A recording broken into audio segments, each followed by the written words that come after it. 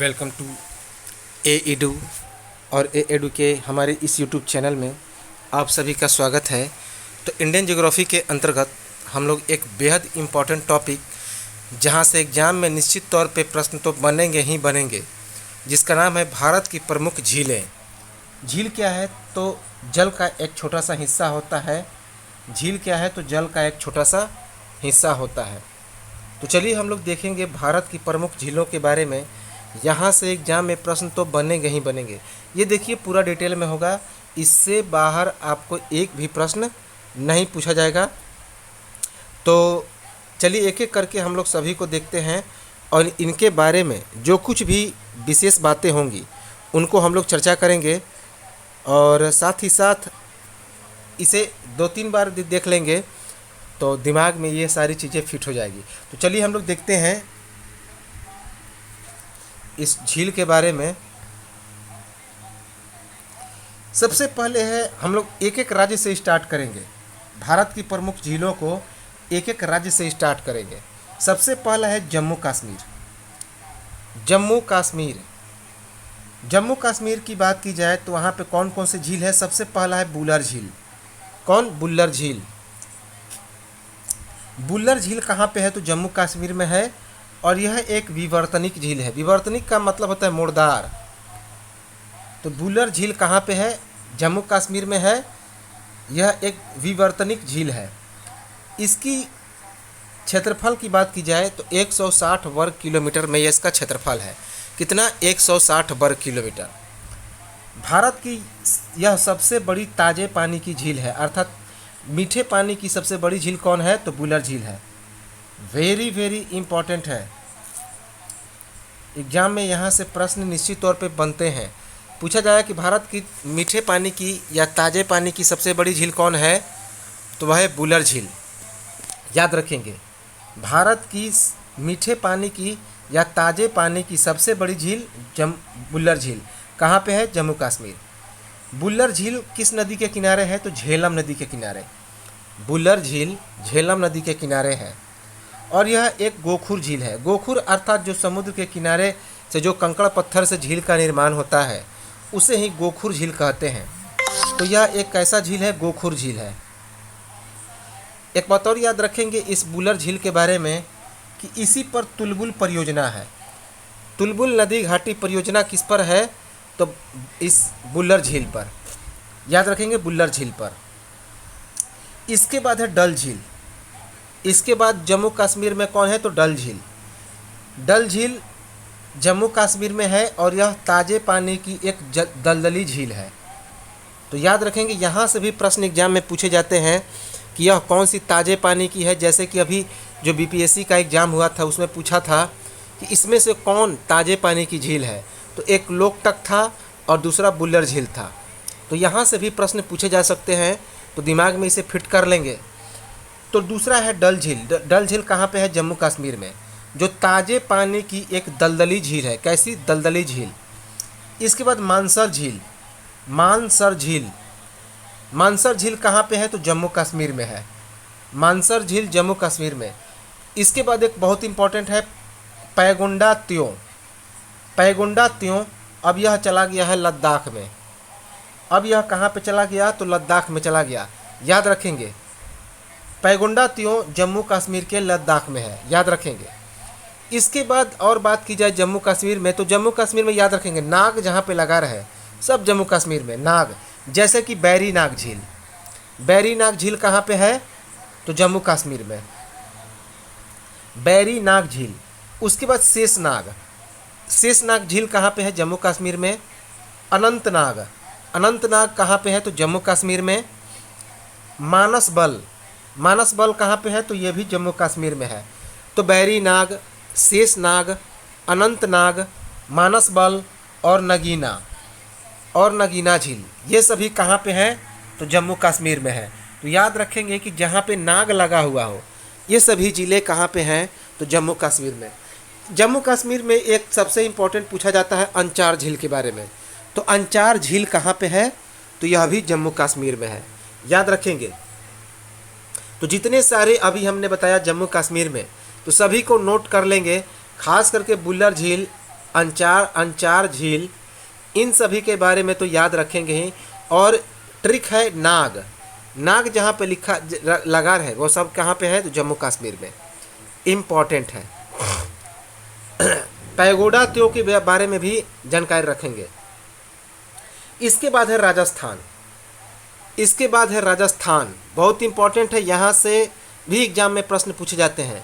तो सबसे पहले राजस्थान के बारे में पूछा जाए तो राजस्थान का सबसे इंपॉर्टेंट झील है सांभर झील। सांभर झील, सांभर झील 230 वर्ग किलोमीटर में है। तो सांभर झील का क्षेत्रफल कितना है, 230 वर्ग किलोमीटर। सांभर झील एक खारे पानी की झील है जो भारत में बड़े पैमाने पर नमक की आपूर्ति करता है। तो इसमें नमक का निर्माण किया जाता है क्योंकि यह खारे पानी की झील है, अर्थात यह एक समुद्री झील है। तो सांभर झील खारे पानी की एक झील है जो भारत में बड़े पैमाने पर नमक का आपूर्ति करता है, याद रखेंगे। सांभर झील भारत का सबसे बड़ा अंतःस्थलीय नमकीन झील है, लवणीय झील है। तो याद रखेंगे कि सांभर झील भारत का सबसे बड़ा अंतःस्थलीय लवणीय झील है, याद रखेंगे, इम्पॉर्टेंट है। तो पूछा जाएगा कि भारत का सबसे बड़ा अंतःस्थलीय अर्थात स्थल के अंदर कौन है, स्थल के अंदर सबसे बड़ा नमकीन झील कौन है, तो वह है सांभर झील, याद रखेंगे, इम्पॉर्टेंट है। इसके बाद देवर झील, देवर झील कहाँ पे है, तो राजस्थान में है। देवर झील, देवर झील राजस्थान में है, इम्पॉर्टेंट है। देवर झील के बारे में एक बात याद रखेंगे कि देवर झील एक मानव निर्मित झील है जिसे 17वीं शताब्दी में उदयपुर के राजा ने बनाया था, इम्पॉर्टेंट है। तो देवर झील क्या है, तो देवर झील एक मानव निर्मित झील है जिसे 17वीं शताब्दी में उदयपुर के राजा ने बनाया था, याद रखेंगे। इसके बाद पंचभद्र झील, कौन, पंचभद्र झील। पंचभद्र झील कहाँ पे है, तो राजस्थान में है। पंचभद्र झील कहाँ पे है, तो राजस्थान में है। इसके बाद पुष्कर झील, कौन, पुष्कर झील, यहीं पे इसी पुष्कर मेला लगता है यहाँ पे। तो पुष्कर झील कहाँ पे है, राजस्थान में है। इसके बाद नक्की झील, वेरी वेरी इंपॉर्टेंट है नक्की झील के बारे में। नक्की झील राजस्थान में है और राजस्थान की सबसे ऊंची झील है। तो नक्की झील राजस्थान में है और राजस्थान की सबसे ऊंची झील है, इम्पॉर्टेंट है। इसके बाद है, तो राजस्थान में कौन है, नक्की झील, और राजस्थान की सबसे ऊंची झील कौन है, तो नक्की झील है, वेरी वेरी इंपॉर्टेंट है। इसके बाद राजसमंद, राजसमंद झील, राजसमंद झील कहाँ पे है, तो यह भी राजस्थान में है। इसके बाद जयसमंद, जयसमंद झील कहाँ पे है, तो राजस्थान में है। जयसमंद झील राजस्थान में है। इसके बाद डिंडवाना झील, तो डिंडवाना झील भी कहाँ पे है, तो राजस्थान में है। डिंडवाना झील कहाँ पे है, तो राजस्थान में है। इसके बाद पिछौला झील, इसके बाद पिछौला झील, तो पिछौला झील भी कहाँ पे है, तो राजस्थान में है, याद रखेंगे। एक बात याद रखेंगे कि राजस्थान की जो झीलें हैं, राजस्थान की जो झीलें हैं जैसे कि सांभर झील, डिंडवाना झील, पंचभद्र झील, ये सभी वायु निर्मित पलाया झीलें हैं। वायु निर्मित पलाया झीलों, पलाया के बारे में हम लोग आगे देखेंगे। तो राजस्थान की जो झीलें हैं जैसे कि सांभर, डिंडवाना और पंचभद्र, ये सभी झीलें, ये सभी क्या है, तो वायु से निर्मित एक पलाया झील है, याद रखेंगे, पलाया झीलें हैं। इसके बाद बात की जाए कौन, तो बात की जाती है महाराष्ट्र की, बात की जाती है महाराष्ट्र की। तो महाराष्ट्र में लोनार झील, तो वेरी वेरी इंपॉर्टेंट है, महाराष्ट्र में लोनार झील। लोनार झील कहाँ पे है, तो महाराष्ट्र में है और यह जो ज्वालामुखी पर्वत से इसका निर्माण हुआ है। तो याद रखेंगे लोनार झील महाराष्ट्र में है और यह ज्वालामुखी पर्वत से इसका निर्माण हुआ है, याद रखेंगे लोनार झील।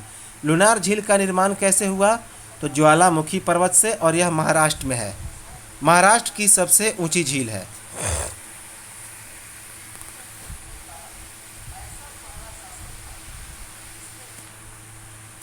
इसके बाद बात की जाए उड़ीसा की, तो उड़ीसा की बात की जाए तो उड़ीसा में एक ही इम्पोर्टेंट है जिसका नाम है चिल्का झील। एग्जाम में यहाँ से कई बार प्रश्न बन चुके हैं। तो चिल्का झील बहुत इम्पोर्टेंट है। अब क्यों इम्पोर्टेंट है? सबसे पहले कि यह उड़ीसा की एकमात्र झील है। तो चिल्का झील उड़ीसा की एकमात्र झील है। और इसकी लंबाई की बात की जाए तो लंबाई है 65 किलोमीटर, चौड़ाई है 8 से 20 किलोमीटर और गहराई है 2 मीटर। तो याद रखेंगे चिल्का झील की जो लंबाई है वह 65 किलोमीटर है, चौड़ाई 8 से 20 किलोमीटर और गहराई 2 मीटर है। वर्षा ऋतु में दाया और भार्गवी नदी से इसमें पानी भरता है। तो याद रखेंगे इस चिल्का झील में वर्षा के ऋतु में दाया और भार्गवी नदी से इसमें पानी भरता है। चिल्का झील भारत की सबसे बड़ी खारे पानी की झील है। तो वेरी वेरी इंपॉर्टेंट है। तो चिल्का झील भारत की सबसे बड़ी और साथ ही साथ भारत की सबसे बड़ी खारे पानी की भी झील है।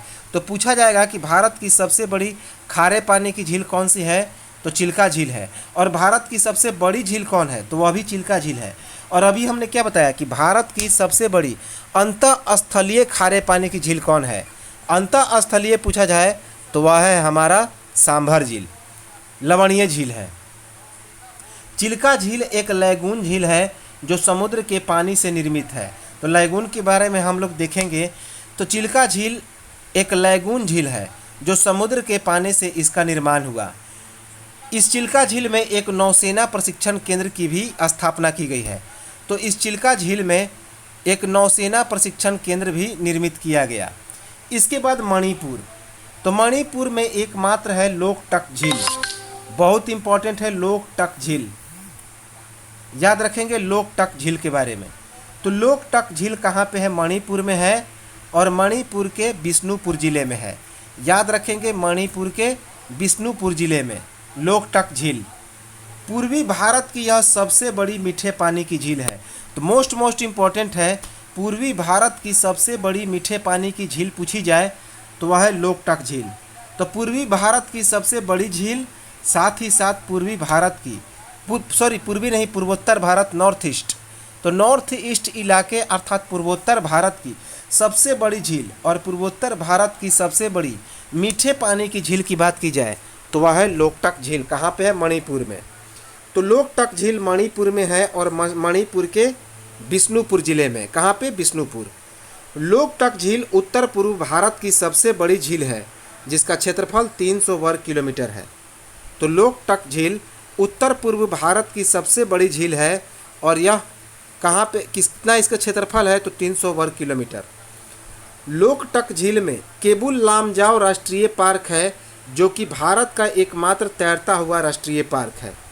तो इसी लोकटक झील में केबुल लामजाओ नामक भारत का एकमात्र तैरता हुआ राष्ट्रीय पार्क है। वेरी वेरी इंपॉर्टेंट है, इसको लेकर एग्जाम में कई बार प्रश्न बन चुके हैं। लोकटक झील को मणिपुर की जीवन रेखा कही जाती है। लोकटक झील को मणिपुर की जीवन रेखा इसलिए कही जाती है क्योंकि मणिपुर का अधिकांश जो जल का काम होता है इसी लोकटक झील से होता है। इसके बाद आंध्र प्रदेश में आते हैं। तो आंध्र प्रदेश में 2 इम्पॉर्टेंट झीलें हैं। एक का नाम है कोलेरू झील, दूसरे का नाम है पुलिकट झील। तो सबसे पहले हम लोग देखते हैं कोलेरू झील के बारे में। तो कोलेरू झील आंध्र प्रदेश में है जो कि एक डेल्टाई झील है, अर्थात इससे यह डेल्टा से निर्मित एक झील हुआ है। 3 नदियों के बीच की जो भूमि बनती है वही डेल्टा कही जाती है। तो यहीं पर एक झील का निर्माण हुआ है जिसे कोलेरू झील कहते हैं। तो कोलेरू झील आंध्र प्रदेश में है जो कि एक डेल्टाई झील है। कोलेरू झील गोदावरी और कृष्णा के बीच एक ताजे पानी की झील है। वेरी वेरी इंपॉर्टेंट है। तो यह जो कोलेरू झील है गोदावरी नदी और कृष्णा नदी के बीच एक ताजे पानी की झील है, याद रखेंगे। तो जितने सारे हम लोग पढ़ रहे हैं ताजे और खारे, ताजे, मीठे और खारे, इन सबको याद रखेंगे, यहाँ से प्रश्न बन जाते हैं। क्योंकि अब जो एग्जाम में पूछा जा रहा है थोड़ा सा डिफिकल्ट पूछा जा रहा है।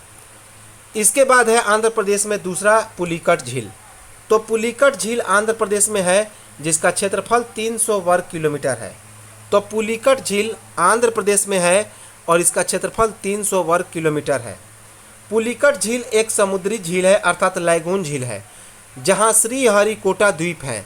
याद रखेंगे, श्रीहरिकोटा द्वीप है जहाँ पे सतीश धवन अंतरिक्ष केंद्र भी स्थापित है। याद रखेंगे। तो पुलिकट झील एक समुद्री झील अर्थात लैगून झील है जहाँ श्रीहरिकोटा द्वीप है। कौन द्वीप? श्रीहरिकोटा द्वीप, जिसे बैरियर टापू भी कहा जाता है। तो इस श्रीहरिकोटा द्वीप को बैरियर टापू भी कहा जाता है, जहाँ सतीश धवन अंतरिक्ष केंद्र स्थापित है। सतीश धवन अंतरिक्ष केंद्र क्या है? तो एक परमाणु अंतरिक्ष स्टेशन है। बैरियर टापू या फिर श्रीहरिकोटा इस झील को बंगाल की खाड़ी से अलग करती है। तो याद रखेंगे, ये जो बैरियर टापू है या श्रीहरिकोटा है, तो पुलिकट झील को बंगाल की खाड़ी से अलग करती है। पुलिकट झील तमिलनाडु और आंध्र प्रदेश के बॉर्डर पर स्थित है, जिसमें तमिलनाडु का 16% और आंध्र प्रदेश का 84% हिस्सा है। तो याद रखेंगे कि पुलिकट झील तमिलनाडु और आंध्र प्रदेश के बॉर्डर पर है, अर्थात तमिलनाडु में यह 16% है, जबकि 84% हिस्सा इसका कहाँ पे है? तो आंध्र प्रदेश में है। इम्पॉर्टेंट है, 84% आंध्र प्रदेश, 16% तमिलनाडु में। पुलिकट झील भारत की दूसरी सबसे बड़ी लैगून झील है।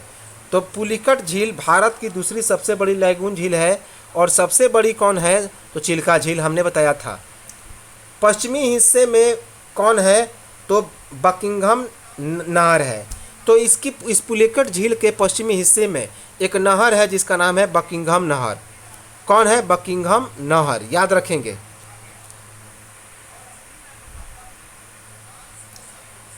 अब आते हैं हम लोग केरल की तरफ। अब हम लोग आते हैं केरल में। वेरी वेरी इंपॉर्टेंट है केरल। तो केरल में है बहुत इंपॉर्टेंट वेम्बनाड झील। कौन है? वेम्बनाड झील। तो वेम्बनाड झील केरल में है और पूरे भारत का यह सबसे लंबा झील है। तो मोस्ट इम्पॉर्टेंट है। अगर सबसे बड़ा झील की बात की जाए खारे पानी की, तो वह है चिल्का झील। साथ ही साथ यदि बात की जाए तो किसी भी क्षेत्र में वेम्बनाड झील है भारत की सबसे लंबी झील है, जो कहाँ पे है? तो केरल में। तो केरल स्थित वेम्बनाड झील भारत की सबसे लंबी झील है, याद रखेंगे।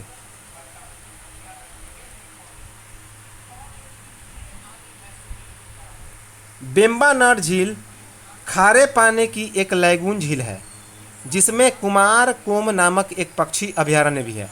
तो वेम्बनाड झील खारे पानी की एक लैगून झील है, जिसमें कुमार कोरम नामक एक पक्षी अभयारण्य है। वेम्बनाड झील पर वेलिंगटन द्वीप है। तो वेम्बनाड झील पर कौन सा द्वीप है? तो वेलिंगटन द्वीप है, जहाँ पर नौका रेस होती है। नेहरू नौकायन ट्रॉफी प्रतियोगिता, याद रखेंगे। जो नाव के द्वारा एक लंबा नाव होता है और कई लोग मिलकर उसको खेते हैं, याद रखेंगे। तो वेम्बनाड झील खारे पानी की एक लैगून झील है, जिसमें कि कुमार कोम पक्षी अभयारण्य है। और यह जो वेम्बनाड झील है, इसी पर एक वेलिंगटन द्वीप है। कौन द्वीप है? वेलिंगटन द्वीप, जहाँ पे नौका दौड़ होती है, नौका रेस होती है। कौन सा ट्रॉफी? नेहरू नौकायन ट्रॉफी प्रतियोगिता, याद रखेंगे। नेहरू नौकायन ट्रॉफी प्रतियोगिता। वेम्बनाड झील के वेलिंगटन द्वीप पर भारत का सबसे छोटा राजमार्ग NH-47 है। वेरी वेरी इंपॉर्टेंट है। तो वेम्बनाड झील के वेलिंगटन द्वीप पर भारत का सबसे छोटा राजमार्ग कौन है? NH-47A। इसके बाद पेरियार झील। तो पेरियार झील क्या है? तो यह केरल में स्थित है और यह लैगून झील नहीं है। तो केरल में एक है मुल्ला पेरियार नदी पर पेरियार झील, जो कि लैगून झील नहीं है, इम्पॉर्टेंट है। इसके बाद है सहस्त्रले कोट्टा झील। तो सहस्त्रले कोट्टा झील कहाँ पे है? तो यह केरल में है। कहाँ पे? केरल में है। इसके बाद बात की जाए तो अष्टमुदी झील, इम्पॉर्टेंट है। अष्टमुदी झील, तो अष्टमुदी झील कहाँ पे है? सबसे पहले केरल में है। साथ ही साथ यह केरल के कोमल जिला में है। कौन जिला में? तो केरल के कोमल जिला में। एक बात और याद रखेंगे कि केरल के झीलों को क्या कहा जाता है, तो कयाल झील कहा जाता है। केरल के झीलों को कयाल झील कहा जाता है, इंपॉर्टेंट है।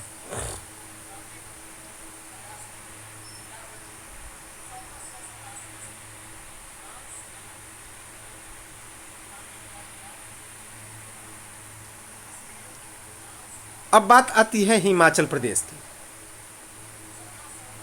तो हिमाचल प्रदेश की बात की जाए तो वेरी वेरी इंपॉर्टेंट है।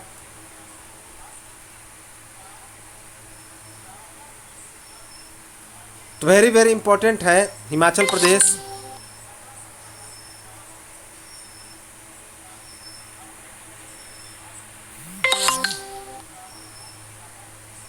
तो हिमाचल प्रदेश में सबसे इंपॉर्टेंट है रेणुका झील। रेणुका झील हिमाचल प्रदेश में है। तो फर्स्ट इंपॉर्टेंट है कि रेणुका झील कहाँ पे है। रेणुका झील है हिमाचल प्रदेश में। रेणुका झील एक ताजे पानी की झील है जो सिरमौर जिले में स्थित है। Very very important. तो ताजे पानी की झील कौन है, तो रेणुका झील, जो कि हिमाचल प्रदेश के सिरमौर जिले में है। कौन सा, तो सिरमौर जिला में। इसके बाद है सूरजताल झील। सूरजताल झील हिमाचल प्रदेश में है, जो ताजे पानी की झील है और यहीं पर बाढ़ लाचला दर्रा में है। और यह कहाँ पे है, तो तिब्बत और हिमाचल प्रदेश को जोड़ने वाली दर्रा, इसका नाम है बाढ़ लाचला दर्रा। तो एक एक करके हम लोग दर्रे को देखेंगे, इम्पॉर्टेंट है। तो सूरजताल झील हिमाचल प्रदेश में है, जो ताजे पानी की झील है। जो एक कैसी झील है, तो ताजे पानी की झील, और यह बाड़ालाचला दर्रा में है। कौन सा दर्रा में, बाड़ालाचला दर्रा। इसके बाद बात की जाए तो चंद्रताल झील हिमाचल प्रदेश में है। याद रखेंगे, चंद्रताल झील कहाँ पे है, तो हिमाचल प्रदेश में। इसके बाद है नाको झील कहाँ पे है, तो हिमाचल प्रदेश में। तो नाको झील भी कहाँ पे है, तो हिमाचल प्रदेश में, याद रखेंगे। इसके बाद खज्जर झील कहाँ पे है, तो यह भी हिमाचल प्रदेश में है। तो खज्जर झील कहाँ पे है, तो हिमाचल प्रदेश में। इसके बाद बात की जाए तो Madhya Pradesh. Very very important है मध्य प्रदेश। तो मध्य प्रदेश में है तगबोहर झील कहाँ पे है, तो मध्य प्रदेश में है। तगबोहर झील नर्मदा नदी के ऊपर बांध बनाकर बनाया गया है। तो तगबोहर झील मध्य प्रदेश में है और नर्मदा नदी के ऊपर बांध बनाकर इसको निर्मित किया गया। याद रखेंगे, इम्पोर्टेंट है। इसके बाद बात की जाए तो भोज झील। कौन है, भोज झील कहाँ पे है, तो यह मध्य प्रदेश में है। तो भोज झील की बात की जाए तो यह मध्य प्रदेश में है। इसके बाद आते हैं हम लोग उत्तराखंड। तो उत्तराखंड की बात की जाए तो उत्तराखंड की झीलें हिमानी या हिमनद अर्थात बर्फीले जल से बने होते हैं, जैसे कि नैनीताल झील। इसी कारण नैनीताल को झीलों का शहर अर्थात लेक डिस्ट्रिक्ट कहा जाता है। वेरी वेरी इंपॉर्टेंट है। तो नैनीताल को लेक डिस्ट्रिक्ट या झीलों का शहर कहा जाता है। इसके बाद है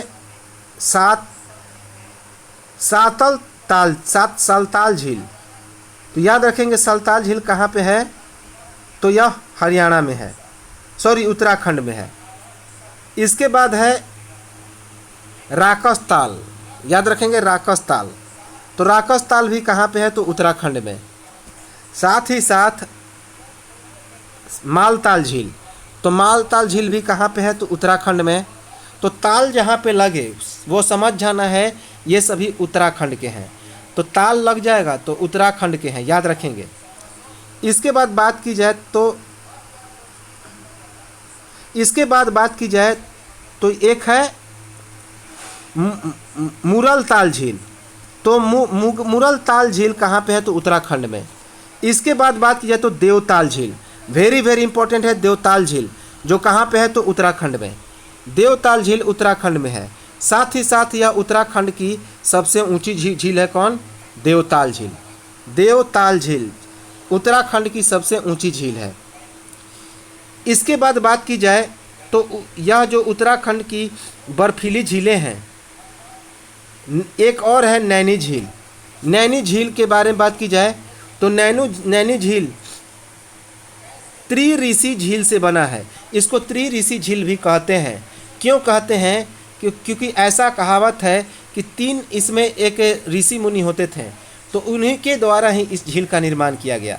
तो त्रिऋषि झील या फिर उसी को बोलते हैं हम लोग कौन सा झील? तो नैनी झील। कहाँ पे है? तो उत्तराखंड में है, पश्चिम बंगाल के उत्तराखंड। इसके बाद बात की जाए तो सिक्किम, यह भी इम्पोर्टेंट है और याद रखेंगे। तो उत्तराखंड के और झीलें कौन कौन सी हैं? तो सुरपा ताल झील।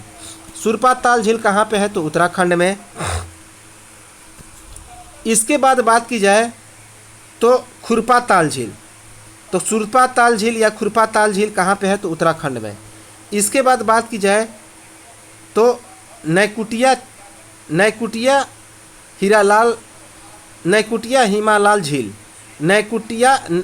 नैकुचिया ताल झील, याद रखेंगे, नैकुचिया ताल झील। तो नैकुचिया ताल झील कहाँ पे है? तो यह उत्तराखंड में है। उत्तराखंड में है, जिसे लोक दिया ताल झील भी कहते हैं।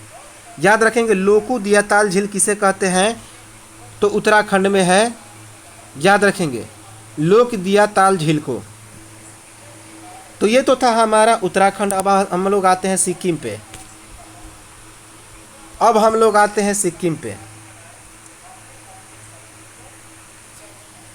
तो याद रखेंगे कि सबसे पहले सिक्किम की बात की जाए तो एक है चोलामू झील, दूसरा है सौगामा झील। तो चेलामू झील और सौगामा झील। तो सबसे पहले चेलामू झील सिक्किम में है और भारत की सबसे ऊंची झील है, जो कि 5530 मीटर की क्या है? तो गहराई पर है, ऊंचाई पर है। याद रखेंगे। तो चोलामू झील क्या है? तो चोलामू झील सिक्किम में है और भारत की सबसे ऊंची झील है। भारत की सबसे ऊंची झील की बात की जाए तो वह है कौन है? तो सिक्किम का चोलामू झील, और इसकी ऊंचाई 5530 मीटर है। याद रखेंगे 5530 मीटर। इसके बाद है सांगमो झील। तो सांगमो झील के बारे में बात की जाए तो यह भी सिक्किम में है। यह भी कहाँ पे है? तो सिक्किम में। इसके बाद गुरु डोंगमर झील। तो गुरु डोंगमर झील कहाँ पे है?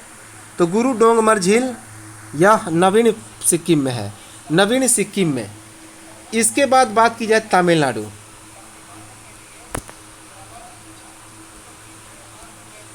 तो इम्पोर्टेंट है,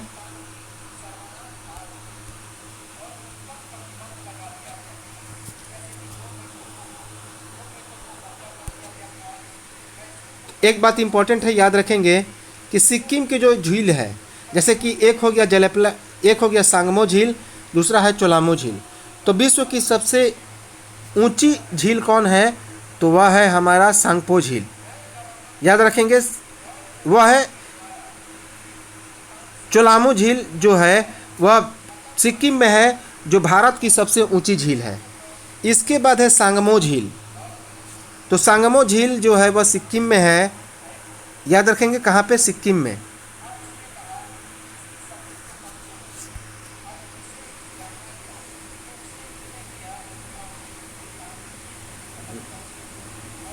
याद रखेंगे, इंपॉर्टेंट है।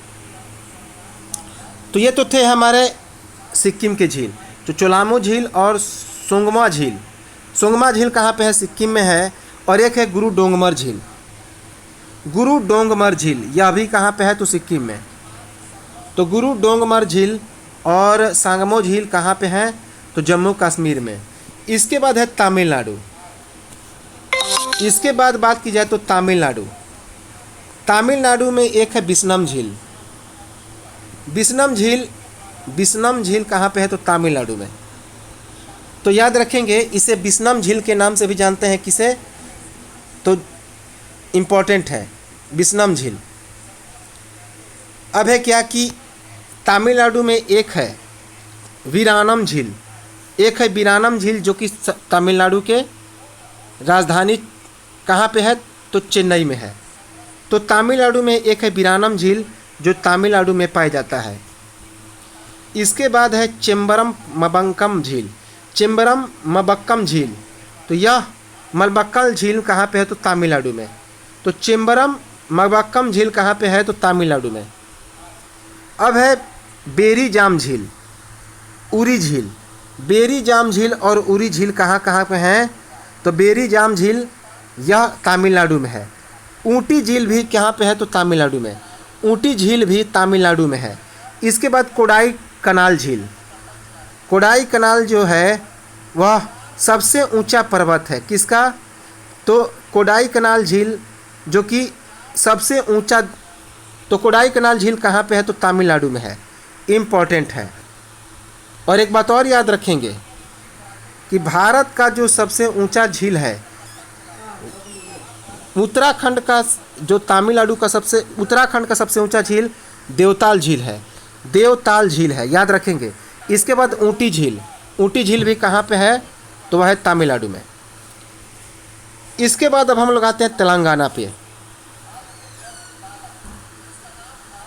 तो तेलंगाना पे आते हैं।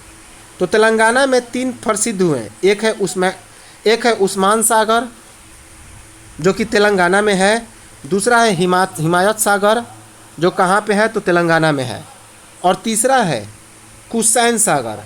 तो कुसैन सागर जो है यह झील तेलंगाना में है, यह झील कहाँ पे है, तो तेलंगाना में, हैदराबाद और सिकंदराबाद के मध्य में यह स्थित है। तो याद रखेंगे यह जो हुसैन सागर है हैदराबाद और सिकंदराबाद इन दोनों के मध्य स्थित है, याद रखेंगे, वेरी वेरी इम्पोर्टेंट है।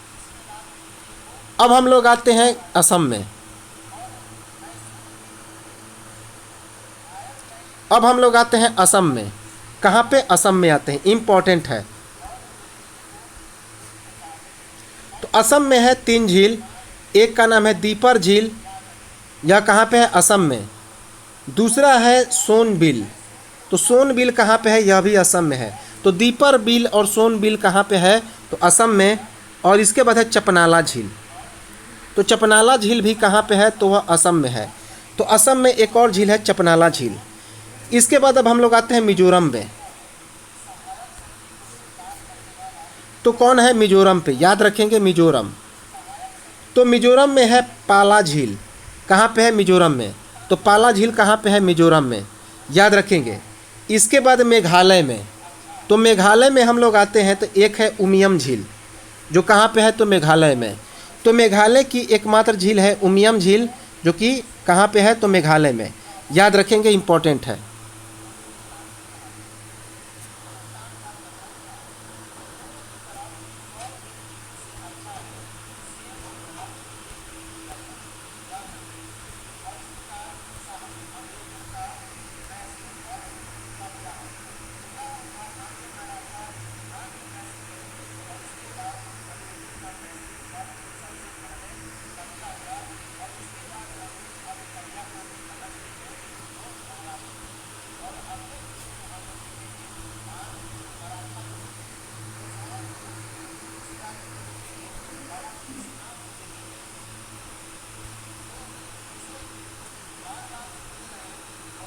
अब देखिए अब कौन है, तो अब हम लोग आते हैं बिहार में। तो मेघालय के बाद अब हम लोग आते हैं बिहार में। तो बिहार में एकमात्र है कांवर झील, कांवर झील वेरी वेरी इंपॉर्टेंट है, बिहार के एग्जाम में कई बार पूछा गया है। तो बिहार में एकमात्र झील है कांवर झील जो कहाँ पे है, तो बिहार के बेगूसराय में, बिहार के बेगूसराय में है। और कांवर झील जिसे कांवर ताल या फिर काबर झील भी कहते हैं, मीठे पानी की एक उथली झील है। तो वेरी वेरी इंपॉर्टेंट है, बिहार में एकमात्र झील है जो पड़ता है बेगूसराय में, जिसका नाम है कांवर झील। इसे काबर ताल या फिर काबर झील भी कहते हैं, जो मीठे पानी की एक उथली झील है। तो क्या है, मीठे पानी की एक उथली झील है। इसके बाद बात की जाए तो पश्चिम बंगाल में, वेरी वेरी इंपॉर्टेंट है। तो पश्चिम बंगाल की एकमात्र झील है सतरंगची झील। तो सतरंगची झील याद रखेंगे, यह सतरंगची झील पश्चिम बंगाल में है और पश्चिम बंगाल की एकमात्र झील है। तो सतरंगची झील कहाँ पे है? तो पश्चिम बंगाल में, और पश्चिम बंगाल की एकमात्र झील है। इसके बाद बात करते हैं तो पंजाब की, बात करते हैं हम लोग पंजाब की। तो पंजाब में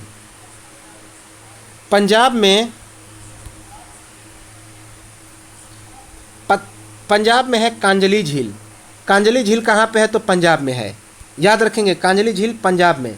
हरिके झील कहाँ पे है? तो यह भी पंजाब में है, जहाँ से गंगा नहर निकाला गया है, भारत का सबसे बड़ा नहर, याद रखेंगे। हरिके झील पंजाब में है। इसके बाद रोपड़ झील, यह भी पंजाब में है। तो कांजली झील, हरिके झील, रोपड़ झील, यह सभी पंजाब में है। इसके बाद एक बहुत इंपॉर्टेंट है गोविंद सागर झील। तो गोविंद सागर झील या गोविंद बल्लभ पंत सागर झील, यह सबसे बड़ी कृत्रिम झील है जो कि पंजाब में है। वेरी वेरी इंपॉर्टेंट है। यह रिहंद नदी पर बनाए गए बांध से निर्मित हुआ है। तो वेरी वेरी इंपॉर्टेंट है, यहाँ से निश्चित तौर पे प्रश्न बनेंगे। तो गोविंद बल्लभ पंत सागर झील या गोविंद सागर झील कहाँ पे है? तो यह सबसे बड़ी कृत्रिम झील है। Very very important. तो सबसे बड़ी कृत्रिम झील कौन है? तो गोविंद बल्लभ पंत सागर झील या गोविंद सागर झील। यह झील पंजाब में है, जो कि रिहंद नदी पर बनाए गए बांध से इसका निर्माण हुआ। इम्पॉर्टेंट है। अब आते हैं हम लोग गुजरात में। तो गुजरात में है एक कौन? नल सरोवर झील। नल सरोवर झील कहाँ पे है? तो गुजरात में है। वेरी वेरी इंपॉर्टेंट है कि नल सरोवर झील कहाँ पे है? तो गुजरात में है। इसके बाद बात की जाए तो नारायण सरोवर झील भी कहाँ पे है? गुजरात में है। तो नारायण सरोवर झील कहाँ पे है? गुजरात में। इसके बाद बात की जाए उकाई झील। उकाई झील जहाँ ताप्ती नदी का उद्गम स्थल है, तो उकाई झील ताप्ती नदी पर स्थित गुजरात की एक मानव निर्मित झील है। इसी पर एक उकाई परियोजना बनाई गई है। तो ताप्ती नदी की उकाई झील क्या है? तो गुजरात की मानव निर्मित झील है, याद रखेंगे, गुजरात की मानव निर्मित झील है। इसके बाद आते हैं हरियाणा में।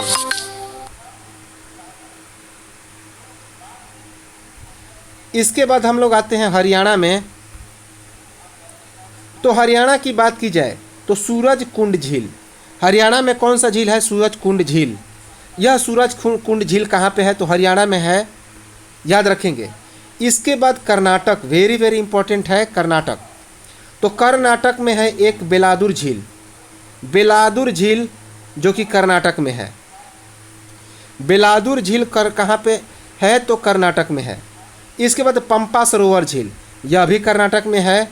तो कर्नाटक की एकमात्र झील है पंपा सरोवर, जो कहाँ पे है? तो अब नहीं है, याद रखेंगे, इंपॉर्टेंट है।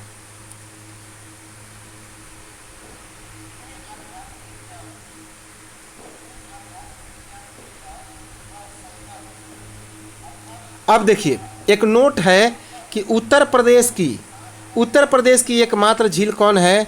तो फुलहर झील है, जिसे गोमत ताल भी कहा जाता है। तो इम्पॉर्टेंट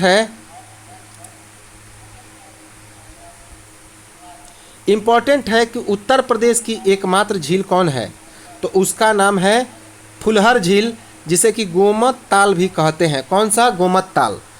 रूपकुंड झीलों को रहस्यमय झील या फिर कंकाल झील भी कहते हैं, क्योंकि 1942 ईस्वी में यहाँ पे 500 से ज़्यादा अधिक नर कंकाल प्राप्त हुए हैं। 500 से ज़्यादा क्या है? तो नर कंकाल की प्राप्ति हुई है। तो उस रूपकुंड झील को रहस्यमय झील या कंकाल झील भी कहते हैं, क्योंकि यहाँ पे 1942 ईस्वी में 500 से ज़्यादा नर कंकाल की प्राप्ति हुई है। इम्पॉर्टेंट है।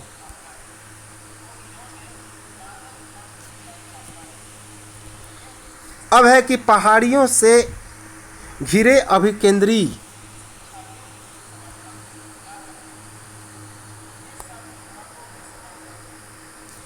तो याद रखेंगे, इम्पॉर्टेंट है कि पहाड़ियों से घिरे पहाड़ियों से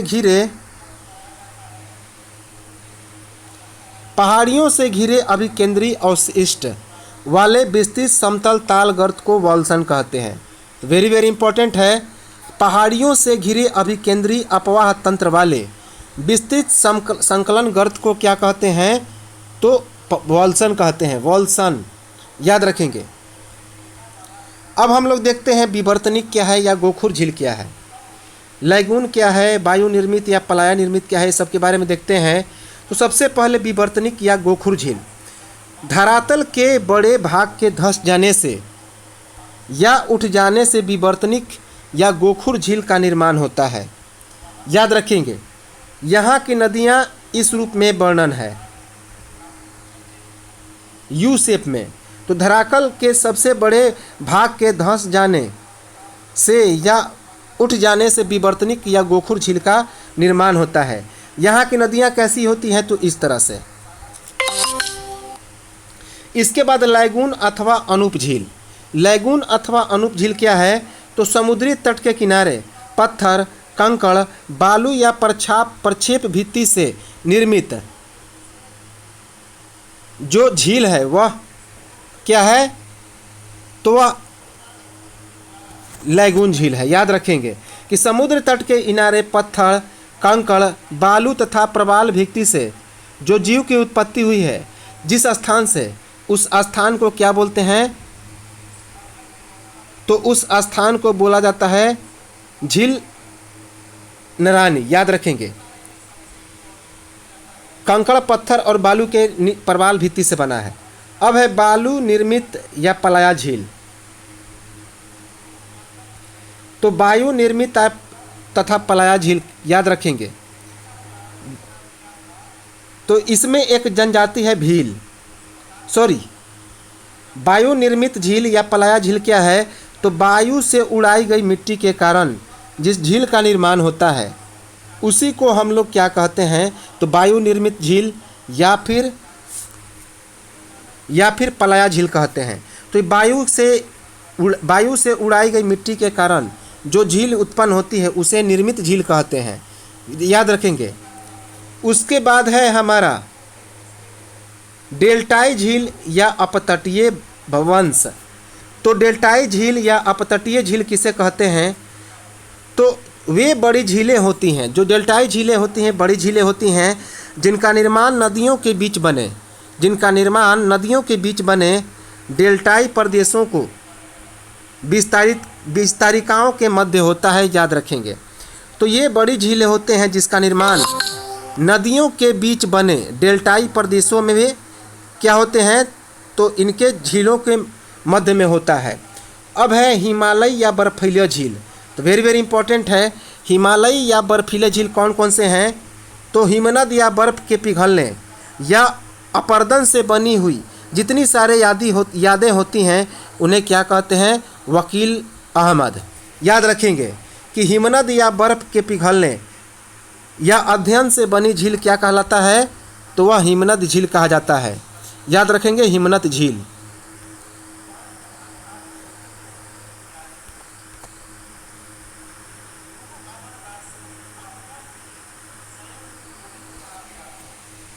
अब है क्या कि चौरस सतह और अनुप्रवाहित द्रोणी वाली बहुत छोटी झीलों को क्या कहा जाता है? तो पलाया कहा जाता है। याद रखेंगे, पलाया कहा जाता है।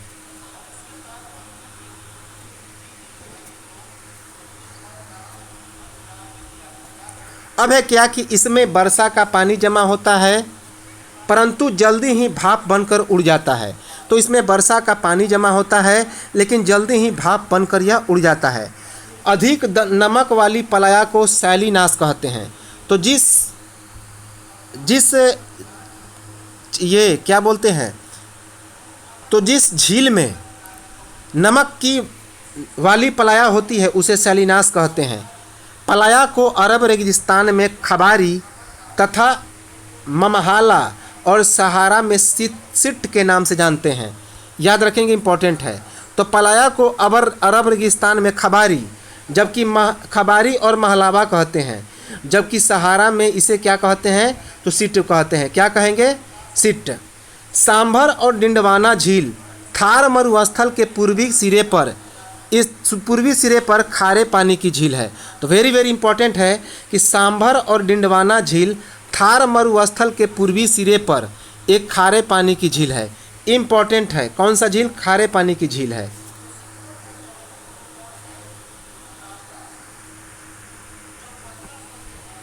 खारे पानी की एक झील है। इसके बाद है कि जो सांभर झील है बोल्सन का तथा डिंडवाना भील पलाया का उदाहरण है। याद रखेंगे, यह जो सांभर झील है यह बोल्सन का उदाहरण है, जबकि यह जो डिंडवाना झील है यह पलाया का उदाहरण है। किसका? तो पलाया का। अब है क्या? नागार्जुन सागर। एक बात और याद रखेंगे, तीस्ता नदी। तो तीस्ता नदी का उद्गम स्थल कौन है? तो चोलामू झील है। तीस्ता नदी का उद्गम स्थल कौन है? तो चोलामू झील है, जो कि भारत की सबसे ऊंची झील है, चोलामू झील। अब है नागार्जुन सागर झील। नागार्जुन सागर झील जो है नालगोंडा जिला तेलंगाना तथा गुंटूर जिला आंध्र प्रदेश में स्थित है।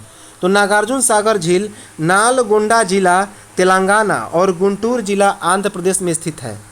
इसके बाद कृष्णा नदी पर यह निजाम सागर, याद रखेंगे निजाम सागर, यह जो है किस पर है? तो कृष्णा नदी पर है नागार्जुन सागर।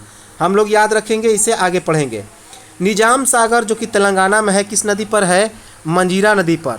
और तुंगभद्रा नदी जो कि कर्नाटक में है, तुंगभद्रा नदी पर मानव निर्मित झील है। याद रखेंगे कैसी झील है? तो मानव निर्मित झील। याद रखेंगे कि निजाम सागर किस नदी पर है? तो मंजीरा नदी पर, जो कि तेलंगाना में है। तुंगभद्रा झील कहाँ पे है? तो कर्नाटक के तुंग और भद्रा नदी पर है, निर्मित एक कृत्रिम झील है। इसके बाद पुलिकट झील के जल का मुख्य स्रोत कौन है? तो अरानी, कालंजी और स्वर्णमुखी नदियाँ। तो पुलिकट झील के जल का मुख्य स्रोत कौन है? अरानी, कालंजी और स्वर्णमुखी नदियाँ, क्योंकि जल जो है यहीं से इसको प्राप्त होता है। पुलिकट झील के आंध्र प्रदेश अर्थात नालौर जिला वाले हिस्से में 1976 ईस्वी में एवं तमिलनाडु तिरुवल्लुर जिला वाले हिस्से में 1980 ईस्वी में एक पक्षी अभयारण्य स्थापित किया गया। तो वेरी वेरी इंपॉर्टेंट है, पुलिकट झील के आंध्र प्रदेश अर्थात आंध्र प्रदेश का नालौर जिला वाले हिस्से में 1976 ईस्वी में एवं तमिलनाडु के तिरुवल्लुर जिला वाले हिस्से में 1980 ईस्वी में एक पक्षी अभयारण्य स्थापित किया गया था। वेरी वेरी इंपॉर्टेंट है, याद रखेंगे, वेरी इंपॉर्टेंट है।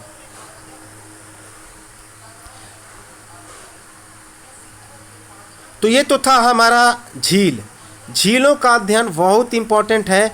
यहाँ से एग्जाम में तो प्रश्न बनेंगे ही बनेंगे।